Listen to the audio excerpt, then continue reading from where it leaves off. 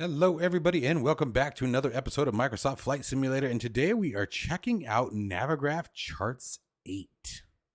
If you are interested in acquiring any of my Overkills tutorial guides for Microsoft Flight Simulator, please consider joining me on Patreon.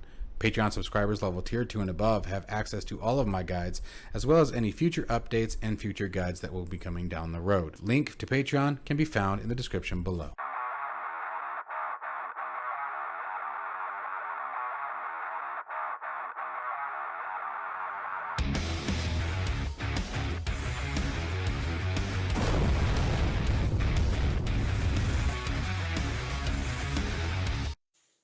Okay, guys, as I said, Navigraph Charts 8 has finally released. And today we are going to take a look at what it's all about. Let me see if I can expand this bit for you guys without cropping too much of the screen here. There we go. Okay, so first off, I really like the new UI. It looks very awesome. I like that you have the globe feature. That's kind of cool. Obviously, we still have a lot of the similar effects that we had before, where you can turn flight following and tracking on. Here it locks down onto our position just as we saw before. You can still scroll in and out and zoom in down on your aircraft and aircraft location. Now this part is really nice. Notice that this is different, okay? Before, if you did this from the map view, it would only go down so far. Now you can actually scroll all the way down to the airport chart. So now you get your taxiways and your gate numbers. I mean, this is slick. This is really nice. This is very, very well done. It definitely beats bouncing around from chart to chart. I use Navigraph Charts almost exclusively for all of my IFR flights. So this is super handy because you used to have to come over here, find the new chart, switch to the taxi chart so you can see your taxi. Then as you go to departure, you'd switch your star chart, et cetera, et cetera. Now you can actually just zoom in and track the entire flight from one screen. Also gives you obviously the ILS information, which is really nice. Very, very cool. I like the fact that they've broken this down. You got the West Ramp, Air National Guard. We have, let's see here. Yep, there it is. There's the South Ramp and your run-up ramp. So, I mean, really, it makes it very easy to call out to ATC your location too. You know, if you're in an unfamiliar airport, you'll know exactly where you're at, and you can call out Cessna 172 or 80 Golf, over at the West Ramp requesting Southwest departure, or something to that effect. You can just read it directly from the globe screen simply by clicking on. So even in a VFR flight, this is particularly handy. Now we can also change this. You have VFR. Okay, and so you can now change to your VFR map. And look, I love the color scheme. Now, I have this set in dark mode at the moment, so let's actually walk through some of those first. Come down here to settings. You can change between day, oh, that hurts, and the night mode. Your scaling, your projection. This is where we can go just to a simple flat map. And as we zoom out, there you go. Or, as I had it before, you can switch it over to the globe. And then your auto follow, whether or not it actually follows the aircraft or not. Now it does show that the globe projection, by the way, is experimental, but from what I can tell so far, it works just fine. We're not going to do a full flight or any kind of flight or anything like that today, guys. The basic flight following feature has been around for quite a while, so we're just going to be talking about some of the new features. I do want to try creating a flight plan directly from it. You obviously have to sign in at Navigraph. It does require a Navigraph subscription in order to use the charts. But absolutely worth it in my opinion. I've stated that in many videos before. And then you can also sync it with the current flight. So if you already had a flight active and you launch it, you can sync up with that and it will grab all the data. You also have the option up here if you want to enter in a text route. Now, I'm not going to worry about that today, but for example, the sim brief, when you're looking at your route, that is the text route where it shows your departure runway and airport, your SID, your transition points, your route in between, then your start, and then your final destination. You can enter all that in, copy that, paste it, and boom, it'll load it right up.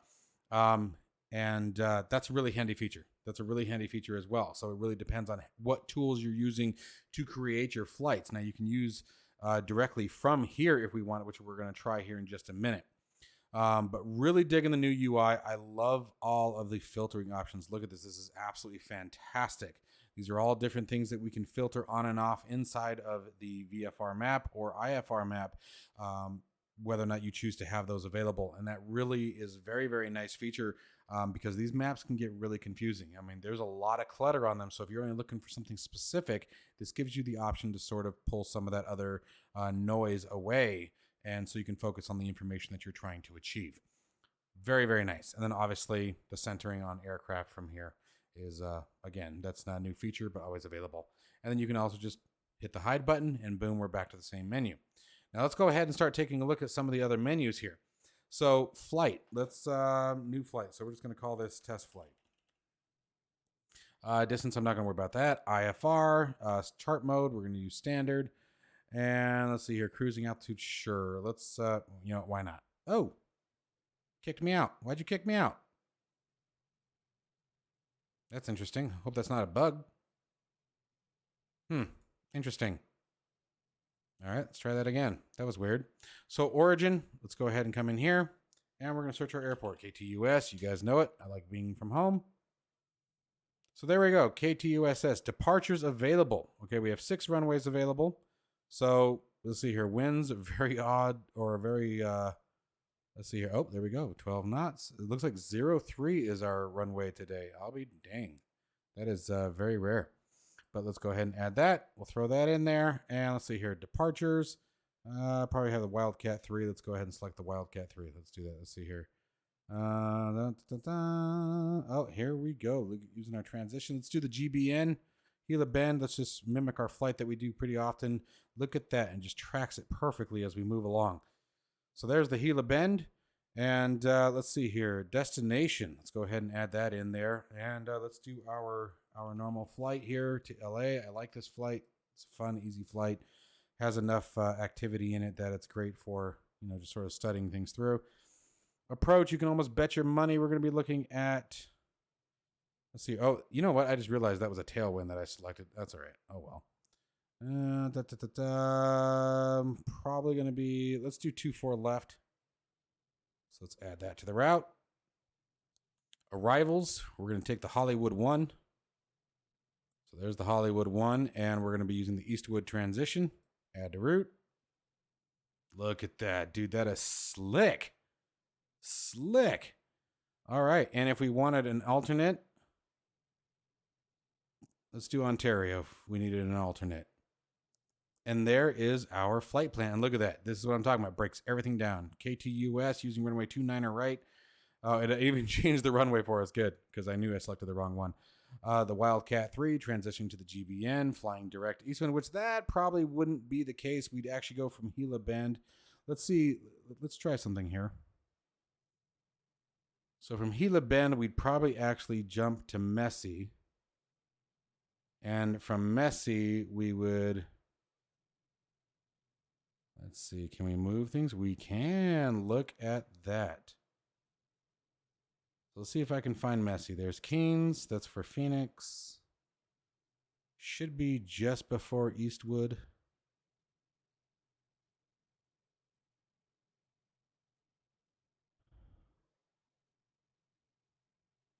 Now what I'd like to do is, can I do this? Let's see here. Let's remove that for a second. There's our direct to Eastwood. Now, what if I want to add a route point? Excuse me. Or was it Eastwood? Well, never mind. You know what? No, I'm right. Should be from Gila Bend direct to Messi, from Messi on to...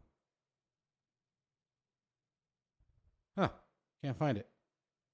Anyway. I was wanting to add another waypoint, but I don't see it. And I'm wondering if I just missed that. I could have easily just missed that.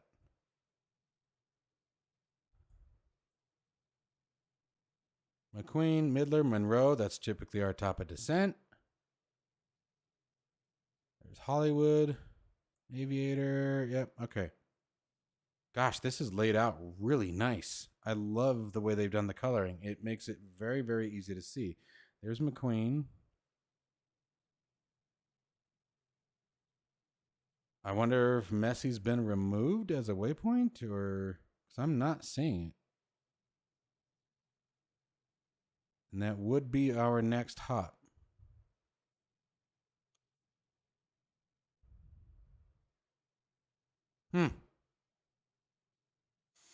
So one thing I'd like to see, oh, what is, oh, look at that.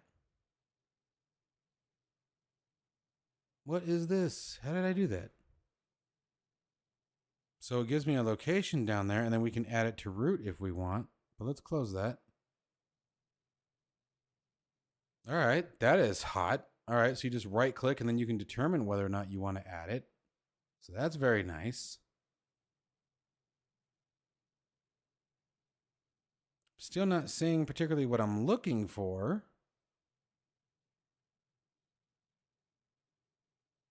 That's all part of the SID. I love that it's color coded. I love the color coding of this.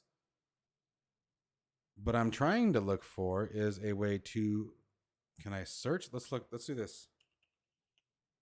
Messy. There we go. All right, so if I click that, how about that? Now, why doesn't it show, I wonder? Okay, so let's do this. We're going to add it to root. Oh, look at that. Insert messy. You have Eastwood. So we want after Gila Bend, add. And there it is. That is the flight that I am used to following. That is slick. Wow. Well done. Well done. And then, for example, let's take a look at some of those filter options again. Where was that? That's airport information. We could even export the flight plan. Look at this. Microsoft 2020 flight plan if we wanted, so we could load it directly from there. That is awesome. You have all these different options, PMDG specific, so if you wanted to load it as a company route with inside the PMDG, dude. Or you can just copy it over to the clipboard. That is beautiful. Wow, dude, this is sick. And I want to find those filter options again, though. Was that just in the settings? Projection. I can't remember where I found those. I thought it was under the flight planning. So let's cancel that. Man, oh, there we go. There we go. This was the filters. All right, so for example, if I want to turn, look at that. We can declutter so much of this and just see our routes if we want. Wow, dude, that is awesome.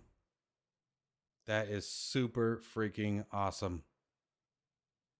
Well done, you guys. Now, if we wanted to pin something, pin boards, add new pin board. What's this do?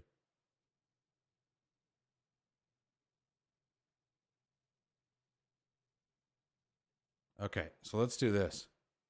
I want to go to, let's open up the book for KTUS.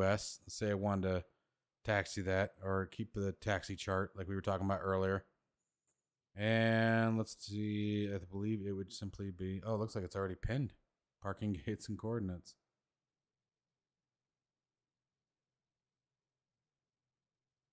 That is freaking awesome. But let's look at KLAX. Let's clear that search. Okay. Wanted to grab that. And looks like that's already pinned. What if we want a construction?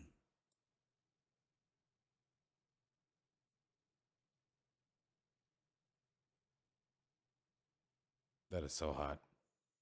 So I'm not understanding the pin board yet. I don't understand what this is.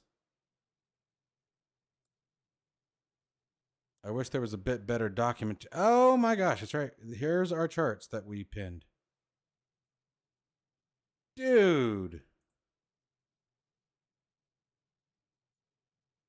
Oh, that is so nice. You can now prep this for all of your flights beforehand and then load in. No more swapping between. Gosh, man, when I was making those guides, I wish this was a thing. Still don't understand what the pin board's all about. I'll have to figure that one out. I don't understand how that works yet. Because it shows pinned up here. But man, that is... Whoa! You can overlay it.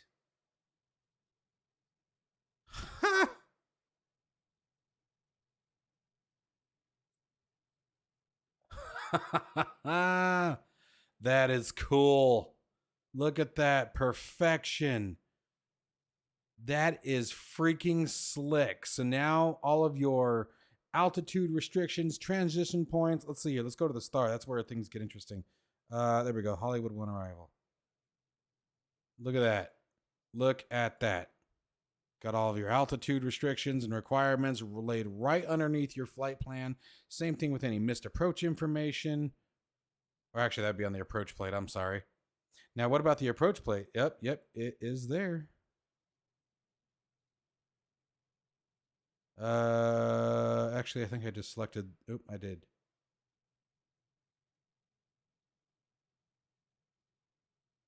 Did I not select an approach? Maybe I didn't have the approach plate set.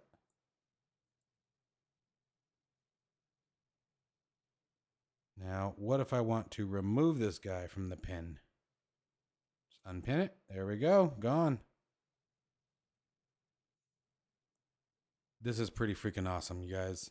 I'm still not sure what the pin board does, but I can't see myself using. Oh, because I didn't select it. I did not select it. ILS 25 right, add to route. And now we have it. There it is. There you go. Look at that. Dude. Man, they have done a fantastic job with this. Holy mercy. This is slick. This is a nice chart system. This really opens up a lot of doors for ease of use. This is a one-stop shop right on your screen. No more bouncing between one app to the other, one chart to the other. Everything's right in front of you, and you can just follow it right along as you navigate through your flight. I am blown away and epically happy right now. This is too freaking cool. Excuse me.